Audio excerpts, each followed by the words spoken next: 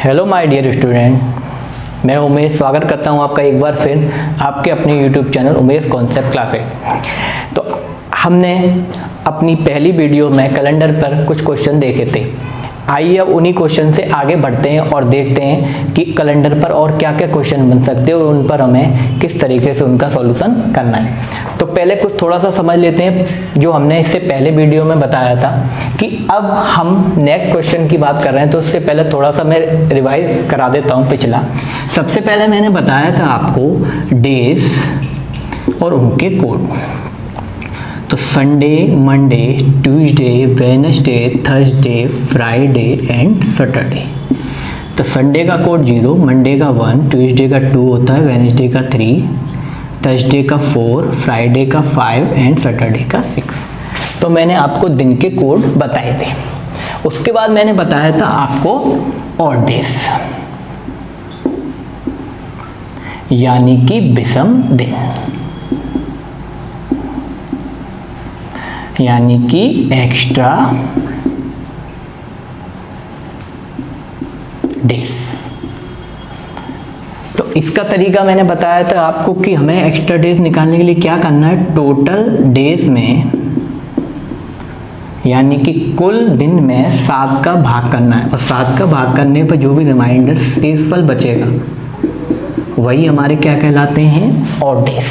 तो मैंने आपको ऑड डेज निकालना बताया था और मंथ के और ईयर के कोड बताए थे। तो अब थोड़ा सा उनको एक बार फिर देख लेते हैं क्योंकि अब आगे हम क्वेश्चन करने हैं तो उन कोडों को हमें यहाँ यूज़ करना है। तो मैंने बताया था बिल्कुल सिंपल सा तरीका कि जैसे जो महीने 30 के होंगे उनका कोड हमें यूज़ करना है 2, यानी कि 30 में 7 का भाग करेंगे तो रिमाइंडर कितना आएगा, 2। जितने भी महीने 31 के होंगे उनका कोड हमें यूज़ करना है 3, और जितने भी महीने यानी कि फरवरी जब भी 29 की होगी तो उसका कोड यूज़ करना है 1, और जब भी फरवरी 28 की होगी तो उसका कोड यूज़ करना है 0। तो इस तरीके से हमने देखा था कि 12 महीने में जो भी महीने 31 के होंगे उनका कोड हम 3 यूज़ करेंगे, यानी शॉर्ट में 31 को क्या लिखेंगे, 3। ऐसे ही 30 के महीने होंगे उनका कोड या उनके एक्स्ट्रा डेज याद रखेंगे 2। जब भी फरवरी 29 की होगी तो उसमें कोड या एक्स्ट्रा डेज लिखेंगे 1, और 28 की होगी तब भी उसमें एक्स्ट्रा डेज कितने आएंगे, 0। तो इनका यूज़ करके अब आगे हम बढ़ रहे हैं कि कैलेंडर में और क्या क्वेश्चन बनते हैं। तो इनको एक बार हमने समझा, आगे देखते हैं अब कि क्या क्वेश्चन हमारे बनते हैं।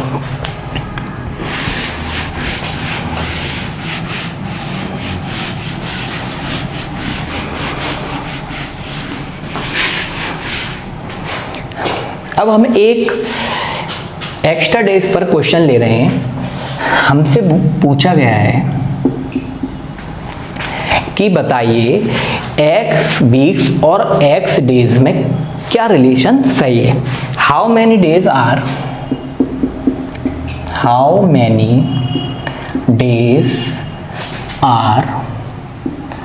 X weeks and x days.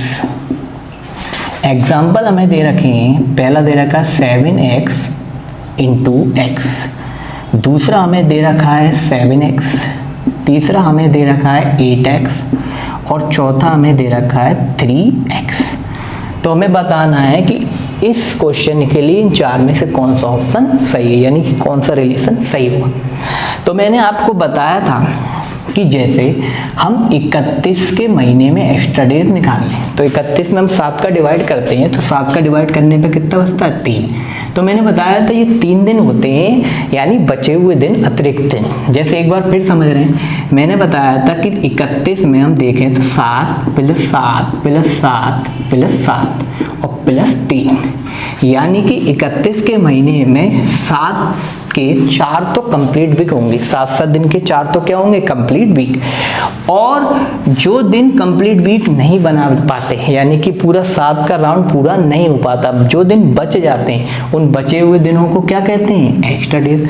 तो हम देखें कि भाई इसमें जो भी हमारे कंप्लीट वीक होंगे वो 7 के क्या होंगे, मल्टीपल, और फिर जो भी दिन बचेंगे वो क्या होंगे, एक्स। तो उसने बोला है हमसे कि how many days are x weeks, तो x वीक यानी कि वीक तो होंगे 7 के मल्टीपल में, और x क्या बात कर रहा है, डेज, तो जो भी दिन होंगे उसको भी हमने क्या माना, x। तो इस तरीके से अगर हम इसको सॉल्व करें तो कितना रिलेशन आएगा, 8x। तो यानी कि हमारा कौन सा आंसर सही होगा, 8x। तो हम देख पा रहे हैं कि भाई जो भी वीक होंगे उनको हम 7 के मल्टीपल में ब्रेक कर सकते हो, बाकी जो दिन बचेंगे उसको भी क्या मानना है, वो x। तो 7x प्लस x, इसको रिलेशन को सॉल्व करेंगे तो कितना आएगा, 8x।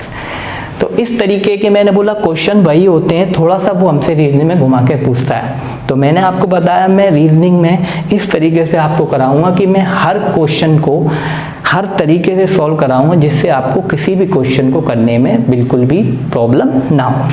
तो आइए अब देखते हैं नेक्स्ट क्वेश्चन इसी के आगे। तो ये तो हमारा था कॉमन सेंस का छोटा सा क्वेश्चन जो उसने हमसे ऑड डेज पर पूछ लिया था। आगे देखते हैं हम कि और क्या क्वेश्चन बनते हैं। तो मैं आपको सिस्टम से करा रहा हूँ, बिल्कुल बारी बारी से टाइम बाय टाइम। तो हमने कल सीखा था कि अगर किसी भी मंथ की एक डेट का हमें दिन दे रखा है, उससे अगर हमसे आगे का दिन पूछ रहा है या उसी डेट से हमसे क्या पूछ रहा है, पीछे का दिन, तो हमने केवल 1 महीने की बात की थी।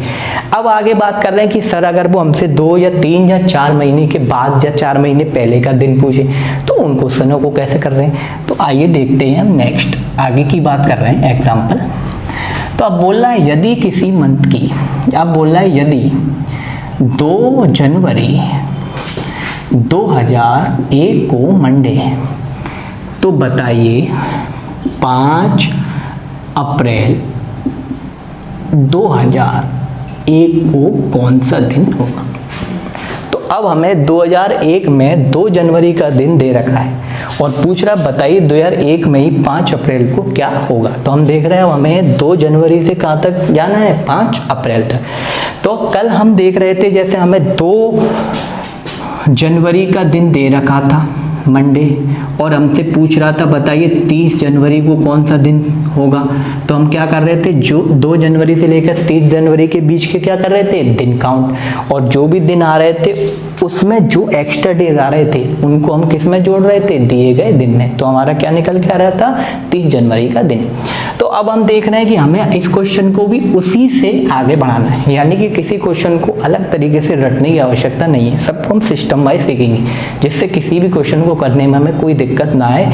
क्योंकि अगर हम रटेंगे रीजनिंग को तो मैंने बोला थोड़ा सा हमें दिक्कत होगी, क्योंकि हर क्वेश्चन को इस समय एग्जाम में वो थोड़ा सा हमसे घुमा कर पूछता है।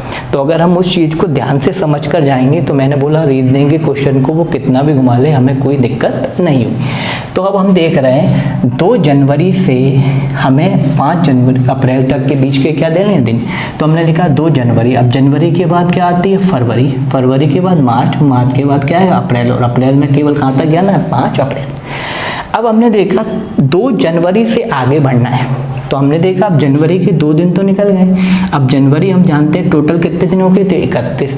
तो हमने देखा अब 31 में से 2 दिन तो गए, तो कितने दिन बचे अब जनवरी के, केवल हमें कितने दिन लेने हैं, 29। तो 29 को या तो 29 लिख सकते हैं, या मैंने बताया था अगर हमें दिनों को शॉर्ट में लिखना है तो हमेशा उसमें कितने का डिवाइड करके लिखते जाते हैं, 7 का। तो हमारी कैलकुलेशन क्या होती जाएगी, शॉर्ट होती जाएगी। तो 29 का मतलब यानी कि कितने हो गए, 1। अब फरवरी पे हमें हमेशा रुकना है, क्योंकि फरवरी हमें पता है 2 तरह की होती है, कभी वो 29 की होती है, कभी 28। बाकी महीने तो सब क्या है, फिक्स हैं, लेकिन फरवरी पे हमें रुकना है, क्योंकि थोड़ा सा क्वेश्चन अगर हमारा गलत होगा तो फरवरी पे अगर हमने ध्यान नहीं दिया तो हो सकता है हमारा क्वेश्चन क्या हो जाए, रॉन्ग हो जाए। तो हमने देखा फरवरी पे हम रुके, तो हम देख रहे हैं फरवरी हम 2001 की ले रहे हैं। तो हमने देखा हम सब जानते हैं 2001 हमारी सिंपल ईयर है। तो सिंपल ईयर में हमने देखा जिसके लास्ट में 2 जीरो नहीं होते उसको लीप ईयर चेक करने के लिए कितने डिवाइड करके देखते हैं, 4 का। तो हमने देखा 2001 में हमारा 4 का डिवाइड नहीं हो रहा, तो इसका मतलब हमारी 2001 लीप ईयर नहीं। तो इसमें फरवरी कितने की होगी, 28 की। तो ये मैं आपको समझा चुका हूँ अपने पिछली वीडियो में, एक बार से फिर समझ लेते हैं कि मैंने बताया था अगर 2000 है और 2001 है, इनमें से हमें पता करना है कौन सा लीप ईयर है। तो मैंने बताया था 2 तरह के हमारे ईयर होते हैं चेक करने के लिए। अगर जिस ईयर के लास्ट में 2 जीरो होते हैं तो उसको लीप ईयर चेक करने के लिए 400 का डिवाइड करते हैं। तो जो ईयर जिसके लास्ट में 2 जीरो होते हैं वो सेंचुरी ईयर होता है, और सेंचुरी ईयर में लीप ईयर की पहचान के लिए किसका डिवाइड करते हैं, 400 का। तो ये हमारा 2400 से कट रहा है, इसका मतलब 2000 हमारा लीप ईयर होगा। और फिर मैंने बताया था कि जिस ईयर के लास्ट में 2 जीरो नहीं है उसको लीप ईयर चेक करने के लिए किसका डिवाइड करते हैं, 4 का। तो हमने देखा भाई 2001 4 से नहीं कट रहा, इसका मतलब ये हमारा लीप ईयर नहीं होगा। तो हमारा जब 2001 लीप ईयर नहीं है, इसका मतलब फरवरी होगी इसमें 28 की, और 28 का कोड या एक्स्ट्रा डेज मैंने भी बताए थे आपको कितने होते हैं, 0। फिर हमने देखा मार्च 31 की होगी, तो 31 का कोड या शॉर्ट पता है हमें कितना होता है, 3। और अप्रैल में केवल हमें कहाँ तक जाना है, 5 तक, तो 5 दिन ही लेने, तो अप्रैल के कितने ले लिए, 5 दिन। अब हमने देखा ये सब भी हमारे क्या दिन, तो इन सब को भी हमने क्या कर लिया, ऐड कर लिया। तो 5 और 3 8 और 1 कितने हो गए, 9। अब 9 में फिर 7 का डिवाइड कर दिया, तो कितने दिन निकल के आ गए, 2। तो हमने देखा अब हमारे 2 दिन निकल के आ गए, इस 2 को हमें अपने दिए गए दिन में क्या करना है, ऐड। तो हमने देखा मंडे के 2 दिन बाद हमने देखा मंडे का मतलब 1, तो 1 और 2 कितने हो गए, 3। तो 3 का मतलब क्या होता है, वेरिएटी। तो इस तरीके से हमें पता चला कि अगर हमें एक डेट का दिन दे रहा है और उससे आगे किसी भी महीने का दिन पूछे, तो हमें क्या करना है, उस महीने से स्टार्टिंग करनी है और उस महीने से उस महीने तक जाना है जो महीना हमसे पूछा है। एक बार फिर समझ लेते हैं। जनवरी से हमने स्टार्ट किया, तो 2 जनवरी से हमें जाना है, तो 2 जनवरी का मतलब 3 जनवरी से लेना है 31 जनवरी तक। तो 3 जनवरी से 31 जनवरी तक कितने दिन हो गए, केवल 29। तो 29 में 7 का डिवाइड के रिमाइंडर कितना है, 1। तो 29 का 29 भी ले सकते हैं, या 29 का मतलब क्या होता है, 1। फिर फरवरी हमारी 28 की, तो 28 का मतलब 0। फिर मार्च 31 की, तो 31 का कोड जो एक्स्ट्रा डे कितने होते हैं, 3। और अप्रैल में केवल कितने दिन लेने हैं, 5। तो इन सबको हमने जोड़ लिया, और जोड़ के फिर हमारा 9 आया। तो 9 को हमने देखा कि 0 से लेकर 6 तक नंबर आ रहा है, तो डायरेक्ट लेना है। 6 से ऊपर फिर आ गए, तो फिर इसमें हमने क्या किया, 7 का डिवाइड किया, और 7 का डिवाइड करने में कितना बचा, 2। और 2 को हमने दिए गए दिन में जोड़ा, तो हमारा क्या निकल के आ गया, उससे जो हमसे दिन पूछा वो निकल के आ गया, यानी कि 5 अप्रैल 2001 को क्या होगा, वेडनेसडे होगा। ठीक है, आगे और देखते हैं।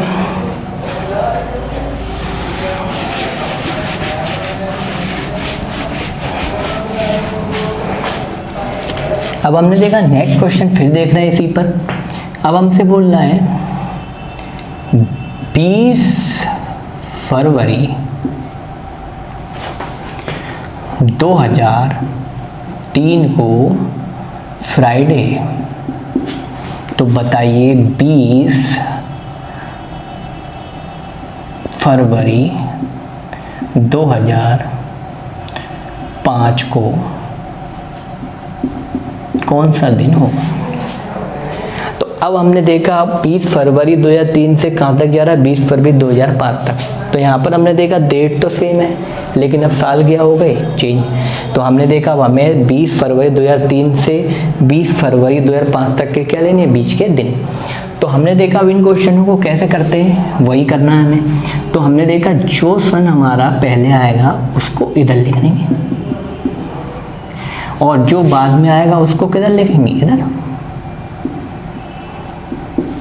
अब हमने देखा 20 फरवरी 2003 से और कहाँ तक के बीच के 20 फरवरी 2005। तो हमने देखा 3 से 5 तक कितने साल हो गए, 2 साल। भाई 2003 से 2005 डेट सेम है, तो कितने कंप्लीट ईयर हो गए, 2। अब हमने देखा कि हमें पता है एक सिंपल ईयर में कितने एक्स्ट्रा डेज होते हैं, 1। तो यहाँ से यहाँ तक 2 कंप्लीट ईयर हो गए। तो 1 में 1 होता है, तो 2 में कितने दिन होंगे, 2 होंगे। अब हमने देखा लेकिन जो लीप ईयर होता है उसमें एक्स्ट्रा डेज कितने हो जाते हैं, 2। तो हमने देखा इसमें अब बीच में लीप ईयर भी पड़ा है, तो लीप ईयर में एक्स्ट्रा डेज 1 की जगह कितने हो जाते हैं, 2, यानी कि वो 1 दिन बढ़ जाएगा। तो हमने देखा बीच में हमें इसके बीच में कौन सा लीप ईयर आ रहा है, 4। तो इन दोनों डेट के बीच में जो लीप ईयर आ रहा होगा जितने, वो नंबर और काउंट करना है। तो कितने लीप ईयर आ रहा है, 1। तो हमें कितना लेना, 1। तो हमने देखा 2 और 1 मिला के कितने हो गए, 3। तो हमने देखा 3 को डायरेक्ट हमें किस में जोड़ना है, फ्राइडे में। तो इस तरीके से 5 और 3 कितने आ गए, 8। और 8/7 1, और 1 का मतलब क्या होता है, मंडे। तो इस तरीके से हमने देखा कि अगर हमें सालों की बात कर रहा है, 10 साल 5 साल, तो हमें क्या करना है, उनके बीच के साल लेने हैं कंप्लीट, और फिर जितने भी उनके बीच में लीप ईयर आएंगे वो लेने हैं, और जो भी हमारे एक्स्ट्रा डेज आ रहे हैं उसको दिए गए दिन में ऐड करना है, और हमारा जो दिन पूछा है वो निकल के आ जाएगा। समझ में आया? आगे देखते हैं और एग्जाम्पल इसके देखते हैं जिससे हमें ये बिल्कुल आराम से समझ में आए, कि बड़े आराम से हम इस क्वेश्चन को कर पाए। अब देखते हैं इसी क्वेश्चन को और थोड़ा सा बढ़ाते हैं। तो हमने देखा, अब हमसे पूछ रहा है, बताइए 10 जनवरी 2009 को सैटरडे, तो बताइए 20 मार्च 2015 को कौन सा दिन होगा? तो हमने देखा अब हमें 10 जनवरी 2009 से 20 मार्च 2015 तक जाना है, यानी कि अब हमें यहाँ से यहाँ तक के क्या लेने हैं, बीच के दिन। तो फिर कैसे ले रहे हैं? तो मैंने अभी आपको बताया, इनके बीच के दिन निकालने के लिए हमें क्या करना है कि जो कंप्लीट ईयर बन जाएंगे वो बना लेंगे डायरेक्ट, और फिर जो कंप्लीट ईयर नहीं बन पाएंगे यानी कि कुछ महीने बच जाएंगे उनको हम आगे लिख लेंगे। तो देख रहे हैं इसको करने के लिए कैसे बनाएंगे कंप्लीट और इनकम्प्लीट, की जो भी हमारा सन इन दोनों में से पहले आएगा उसको लिखेंगे इस साइड 10 जनवरी 2009, जो बाद में आएगा वो लिखेंगे उसको इधर 20 मार्च 2015। अब हमेशा कंप्लीट ईयर बनाने के लिए आगे वाले की डेट लिखेंगे बीच में। तो हमने देखा अब 10 जनवरी, यहाँ हमने लिख ली आगे वाले की डेट। अब हमने देखा क्या 10 जनवरी हमारी 2015 में पड़ चुकी है? तो हमने देखा हाँ, क्योंकि ये कहाँ तक गई है, 20 मार्च तक। तो जनवरी के बाद ही क्या आती है, मार्च।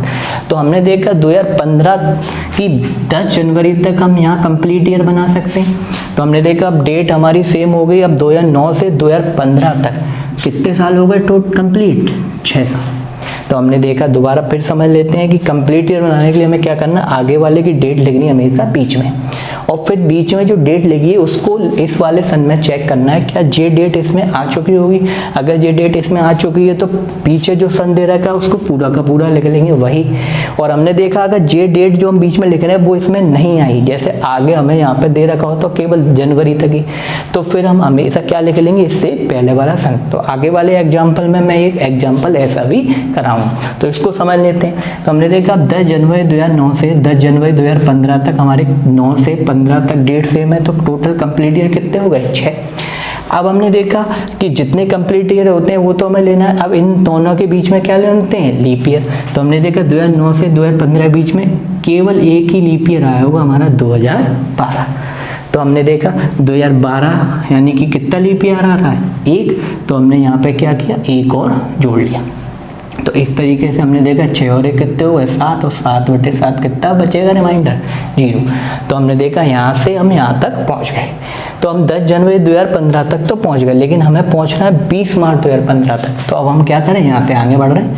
तो हमने देखा 10 जनवरी, जनवरी के बाद क्या आएगी, फरवरी, और फरवरी के बाद मार्च, और कहाँ तक जाना है, 20 तक। तो फिर हमने देखा 10 जनवरी से आगे बढ़ रहे हैं, तो जनवरी में टोटल 31 दिन होते हैं, तो 31 में से 10 तो हमारे दिन हमने यहाँ ले लिए।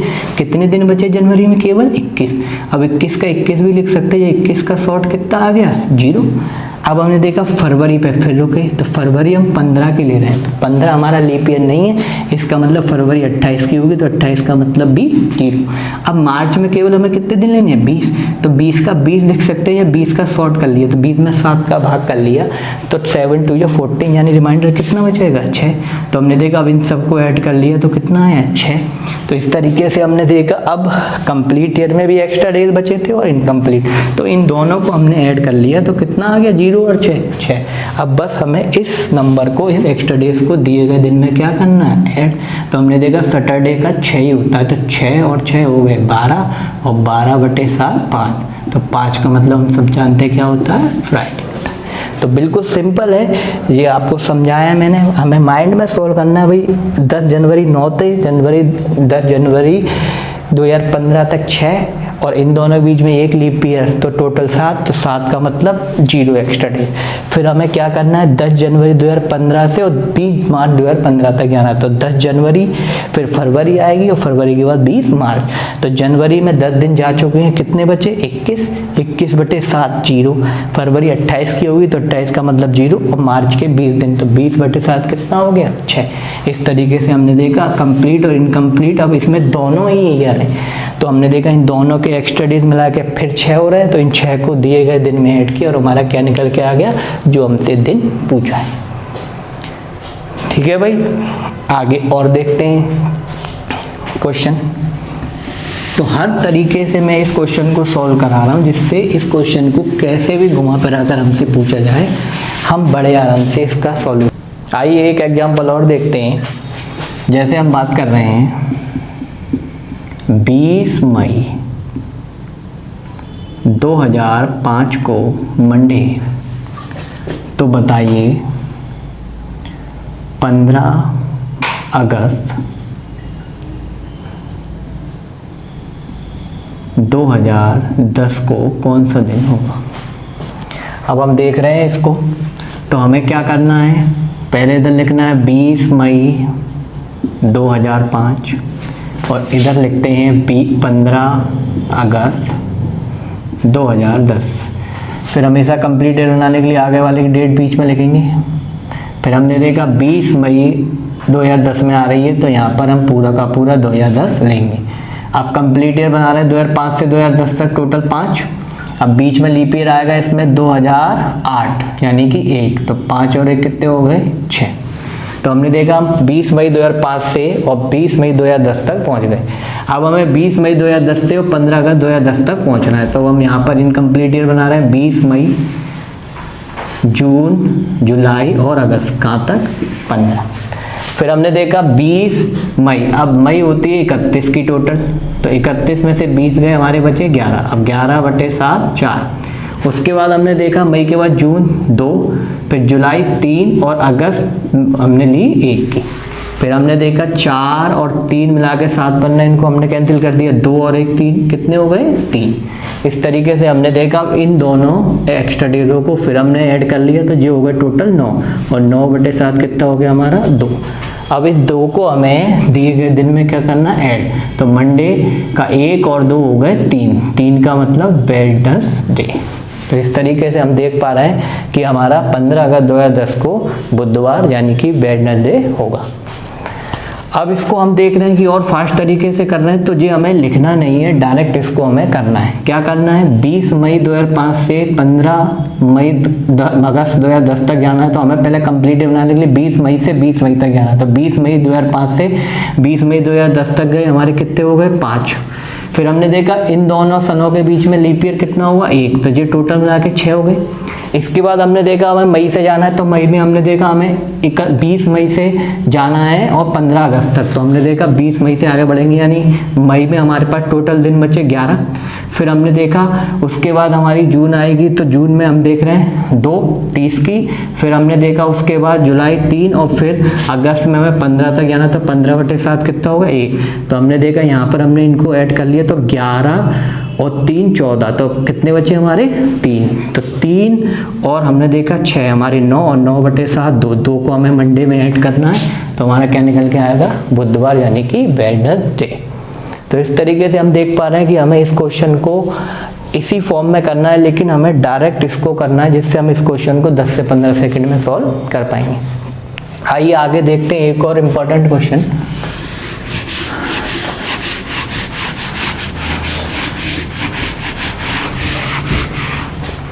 हमने देखा हमें अब दे रहा है वो 20 अक्टूबर 1895 को फ्राइडे है, तो बताइए 29 दिसंबर 1905 को कौन सा दिन होगा, 1905 को कौन सा दिन होगा। तो हम देख रहे हैं अब 20 अक्टूबर 1895 और इधर लिख रहे हैं हम 20 दिसंबर 1905। अब हमें क्या लिखना है, आगे वाले की डेट बीच में 20 अक्टूबर। अब हमने देखा 20 अक्टूबर इसमें आ रही है, तो यहाँ पूरा का पूरा लेंगे 1905। तो हम देख रहे हैं अब 1895 से 1905 तक टोटल कंप्लीट ईयर कितने हो गए 10। अब बीच में लीप ईयर ले रहे हैं, तो यहाँ पर इस क्वेश्चन में इंपॉर्टेंट ये बस लीप ईयर लेना ही है। यहाँ हम देख रहे हैं 1895 के बाद आएगा हमारा 1896 एक लीप ईयर, उसके बाद 1900। तो हम क्या करते हैं, 1900 लीप ईयर ले लेते हैं, लेकिन हमें पता है 1900 हमारा लीप ईयर नहीं है, क्योंकि पहले बता चुका हूँ मैं कि 1900 में 400 का डिवाइड नहीं होगा, क्योंकि जो सन सेंचुरी ईयर होते हैं जिनके लास्ट में 2 जीरो होते हैं उनको लीप ईयर चेक करने के लिए हम 400 का डिवाइड करते हैं। तो इसमें 400 का डिवाइड नहीं होगा, इसका मतलब 1896 के 4 साल बाद तो 1900 आएगा, लेकिन ये हमारा लीप ईयर नहीं है। इसके बाद डायरेक्ट लीप ईयर आएगा 1904 में।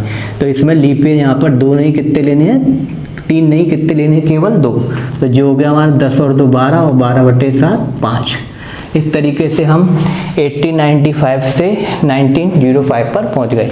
अब हम 20 अक्टूबर से और हमें जाना है 29 दिसंबर तक। तो हम आगे बढ़े 20 अक्टूबर, उसके बाद हमारी आएगी नवंबर और फिर दिसंबर, कहाँ तक, 29 तक। तो अक्टूबर हमारी 31 की होती है, 31 में से 20 दिन गए, कितने बचे, 11 और 11/7 4। उसके बाद नवंबर 30 की 2, उसके बाद 29/7 कितना आएगा 1। तो हमने देखा 4 और 3 7, यानी कि यहाँ 0 बचे, तो 0 और 5 मिला के 5 हो गया। इस 5 को हम फ्राइडे में ऐड करेंगे, तो फ्राइडे का मतलब 5 होता है, तो 5 में 5 ऐड करें 10, और 10/7 का मतलब 3, 3 का मतलब होता है वेडनेसडे। तो इस तरीके से हम देख पा रहे हैं कि इन क्वेश्चनों को हमें वो किसी भी तरीके से दे दे, बड़े आराम से हम इन क्वेश्चनों को कर पाएंगे। बस हमें ध्यान रखना है यहाँ पर लीप ईयर का, कि लीप ईयर किस तरीके से लेना है। ये मैंने आपको बताया कि हर 4 साल बाद पढ़ने वाला लीप ईयर नहीं होता, जब वो सेंचुरी ईयर के आसपास पड़ता है, तो उसको हमें ध्यान से देखना है। तो 1896 के बाद 4 साल बाद 1900 तो आएगा, लेकिन ये लीप ईयर नहीं होगा। तो 1896 के डायरेक्ट 8 साल बाद कितना, कौन सा लीप ईयर आएगा, 1904। तो इस तरीके से हम इन क्वेश्चनों को कर सकते हैं। तो अगर आपको मेरी वीडियो अच्छी लगी हो तो ज़्यादा से ज़्यादा लाइक करें, सब्सक्राइब करें और शेयर करें। धन्यवाद।